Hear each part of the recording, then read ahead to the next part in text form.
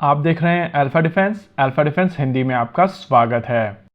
आज के इस वीडियो में हम लोग बात करने वाले हैं उत्तम एईसा रेडार और डीआरडीओ के इलेक्ट्रॉनिक वॉरफेयर स्वीट के बारे में। इंडिया टुडे में एक एक्सप्लोसिव पीस निकल कर आया है जिसको लेकर कल हम लोगों ने एक वीडियो किया था, लेकिन वहां पर हम लोगों ने बात की थी केवल रफाल फाइटर जेट के बारे में। हम लोगों ने रफाल पर उत्तम वाली न्यूज को पहले इस वजह से कवर किया था क्योंकि किसी ने भी उस चीज के ऊपर ध्यान नहीं दिया था, लेकिन इस न्यूज की अगर बात की जाए तो इस न्यूज के ऊपर कोहराम मचा हुआ है क्योंकि लोगों को वहां पर क्लोजर मिल रहा है कि किसी ना किसी को तो अब हम लोग यहाँ पर ब्लेम कर सकते हैं।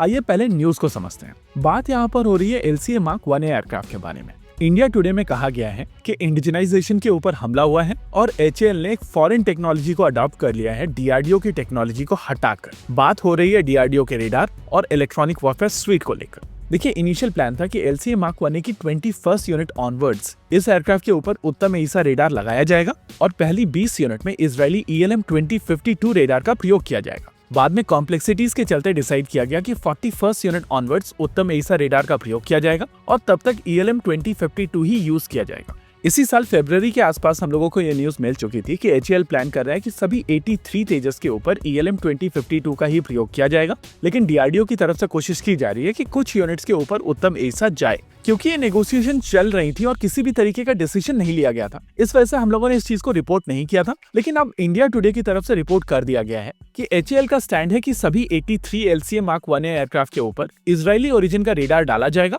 और DRDO HAL के इस डिसीजन से खुश नहीं है और यहाँ पर नेगोशिएशंस अभी भी चल रही हैं। अगर आप DRDO के स्टैक की बात करेंगे तो उसमें उत्तम एईसा रेडार है, DRDO का GaN based digital electronic warfare suite है और GaN based advance self protection jammer pod है। HAL के स्टैक की अगर बात की जाए तो इसमें इजरायली ओरिजिन का ELM 2052 रेडार है, इजरायली एल्टा का ही इलेक्ट्रॉनिक वॉरफेयर स्वीट है और उनका ही सेल्फ प्रोटेक्शन जैमर पॉड है। इंटरेस्टिंग चीज ये है कि इन सभी कंपोनेंट को HAL खुद ही बनाता है और इनकी कंप्लीटली नॉकडाउन किट्स इजराइल से आती है, जिसका प्रयोग करते हुए HAL इनको यहाँ पर असेंबल करता है। अब अगर DRDO स्टैक की बात की जाए तो इसमें सारे कंपोनेंट्स बनकर तैयार हैं, ये अपनी टेस्टिंग कंप्लीट कर चुके हैं और प्रोडक्शन के लिए क्लियर हो चुके हैं। हालांकि यहाँ पर जो एक चीज बाकी है वो है सर्टिफिकेशन। सर्टिफिकेशन को लेकर परेशानी ये है कि DRDO और HAL के पास में केवल 2 ही टेस्ट बेड हैं, क्योंकि बाकी सारे एयरक्राफ्ट के इंजन्स आप कैटेगरी B बनाकर ऑलरेडी दूसरे एयरक्राफ्ट के ऊपर यूज कर रहे हैं और इस कॉम्प्लेक्सिटी के चलते आपके पास में टेस्ट बेड ही नहीं है जिनका प्रयोग करके आप सारे के सारे सर्टिफिकेशन करा पाए।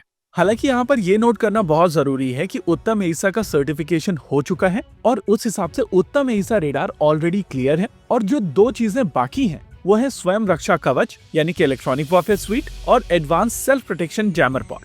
कॉम्प्लेक्सिटीज केवल यहीं तक नहीं रुकती हैं। अगर आप इस डील को समझे तो भारत सरकार की तरफ से ये डील साल 2021 में साइन की गई थी और उस डील के हिसाब से साल 2024 में पहला LCA Mark 1A उड़ना चाहिए था। फन फैक्ट, ये टाइमलाइन मीट की गई थी, लेकिन अगर डिलीवरी की बात की जाए तो साल 2025 में भारतीय वायुसेना को 16 एयरक्राफ्ट मिलने थे क्योंकि production rate 16 aircraft per year का नेगोशिएट किया गया था। उस हिसाब से भारतीय वायुसेना के पास में साल 2026 में 32 इन टोटल एयरक्राफ्ट होने थे और अगर साल 2027 की बात की जाए तो इनका नंबर 48 होना था। साल 2028 में इनका नंबर बढ़कर 64 तक पहुंचना था और साल 2029 में टोटल 80 एयरक्राफ्ट डिलीवर हो जाने थे। लेकिन GE की इंजन लाइन दोबारा रीस्टार्ट करने में जो परेशानियां आई हैं, उसके चलते सॉलिड 3 साल की डिले हुई है। हालांकि एयरक्राफ्ट का प्रोडक्शन रन चल रहा है, लेकिन ये 16 एयरक्राफ्ट पर ईयर वाली स्पीड अटेन नहीं कर पा रहा। माना जा रहा है कि इस फाइनेंशियल ईयर के खत्म होते तक 12 एयरक्राफ्ट डिलीवर किए जाएंगे और उसके बाद 24 एयरक्राफ्ट पर ईयर की प्रोडक्शन कैपेसिटी अचीव की जाएगी। उस हिसाब से साल 2027 तक भारतीय वायुसेना के पास में इन टोटल 36 एयरक्राफ्ट होने चाहिए। साल 2028 में इनका नंबर बढ़कर 60 का होना चाहिए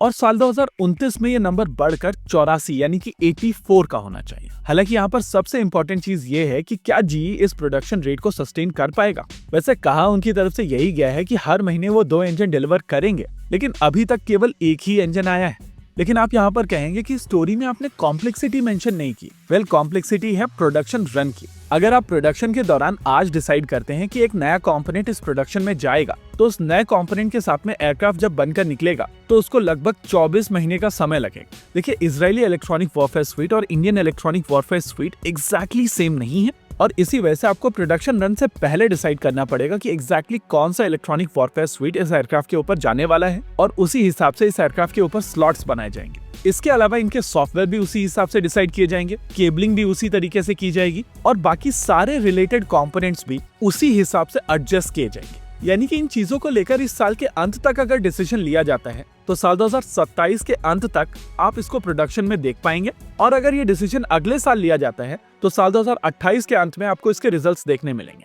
वैसे अगर आप यहाँ पर डीआरडीओ के पॉइंट को समझेंगे तो उनकी तरफ से कहा जा रहा है कि उत्तम एईसा रेडार तो बनकर तैयार है और ये सर्टिफाई भी हो चुका है। उस हिसाब से पूरे स्टैक का यहाँ पर वेट ना करते हुए अगर उत्तम एईसा रेडार को इजरायली इलेक्ट्रॉनिक वॉरफेयर स्वीट के साथ में इंटीग्रेट कर दिया जाता है तो कम से कम इन एयरक्राफ्ट के ऊपर रेडार तो इंडियन होगा। लेकिन परेशानी निकल कर आती है कि ये इंटीग्रेशन करेगा कौन, क्योंकि HAL इस इलेक्ट्रॉनिक वॉरफेयर स्वीट को यहाँ पर असेंबल कर रहा है और उत्तम एईसा के डेवलपमेंट में HAL इन्वॉल्व नहीं है। उस हिसाब से अगर आगे चलकर इस इंटीग्रेशन प्रोसेस के दौरान कोई डिले आती है तो उसके लिए रिस्पॉन्सिबल कौन होगा। फर्दर यहाँ पर अगर आप कॉम्प्लेक्सिटीज को समझेंगे तो एक डेवलपमेंट कम प्रोडक्शन पार्टनर को एंगेज किया गया है जो इस इलेक्ट्रॉनिक वॉरफेयर स्वीट को बना रहे हैं, जिनको डीआरडीओ की तरफ से टेक्नोलॉजी ट्रांसफर कर दी गई है और आइडिया है कि सर्टिफिकेशन होने के बाद में ये प्रोडक्शन रन शुरू कर देंगे। लेकिन फुल स्विंग प्रोडक्शन के दौरान ये 10 से 12 electronic warfare sweet per year बनाएंगे और यहाँ पर आप 24 एयरक्राफ्ट के सपने देख रहे हैं। अब इस पूरी सिचुएशन को डिफ्यूज करने के लिए नेगोशिएशंस तो लगेंगी और मोस्ट लाइकली चीजें डिफेंस सेक्रेटरी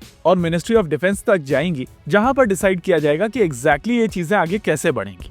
आमतौर पर भारत में जब भी हम लोग रूट कॉज की बात करते हैं तो अपने बायस के हिसाब से किसी रूट कॉज को पिक कर लेते हैं और उसी के ऊपर बात करना शुरू कर देते हैं। लेकिन अगर आप इसको साइंटिफिक तरीके से करना चाहें तो एक बहुत ईजी टूल है जिसको बोलते हैं 5 वाई। किसी भी परेशानी को लेकर अगर आप 5 बार वाई पूछेंगे तो आपको रूट कॉज मिल ही जाएगा। परेशानी है कि यहाँ पर डीआरडीओ इलेक्ट्रॉनिक वॉरफेयर स्वीट और उत्तम एईसा का प्रयोग LCA Mark 1 के ऊपर क्यों नहीं किया जा रहा है। पहले वाई का आंसर है कि HAL की तरफ से यहाँ पर इजरायली इलेक्ट्रॉनिक वॉरफेयर स्वीट और एईसा रेडार का प्रयोग करने के बारे में सोचा जा रहा है। दूसरा वाई, लेकिन क्यों? क्योंकि डीआरडीओ के इलेक्ट्रॉनिक वॉरफेयर स्वीट का यहाँ पर प्रयोग नहीं किया जा सकता है। तीसरा वाई, क्यों? क्योंकि ये अभी तक सर्टिफाई नहीं हुए हैं। चौथा वाई, क्यों? क्योंकि डीआरडीओ के पास में टेस्ट बेड नहीं है जिसका प्रयोग करते हुए इनको सर्टिफाई कराया जा सके। पांचवा वाई, क्यों? क्योंकि इंजन्स नहीं आए हैं और आपने टेस्ट बेड के इंजन्स का प्रयोग करते हुए दूसरे एयरक्राफ्ट बना लिए। ये एक साइंटिफिक तरीका है और आप इसके बेसिस पर किसी भी चीज के रूट कॉज तक पहुंच सकते हैं और बिलीव मी ये रियल लाइफ में भी काफी काम आता है। कई बार तो आपको 5 के 5 वाई पूछने भी नहीं पड़ते। होप इस वीडियो में आपने कुछ नई चीजें सीखी होंगी और ओवरऑल सिचुएशन की आपको एक बेहतर पिक्चर मिली होगी। इसी के साथ आज के इस वीडियो में रखते हैं केवल इतना ही। वीडियो को अंत तक देखने के लिए धन्यवाद। देखते रहिए अल्फा डिफेंस। जय हिंद।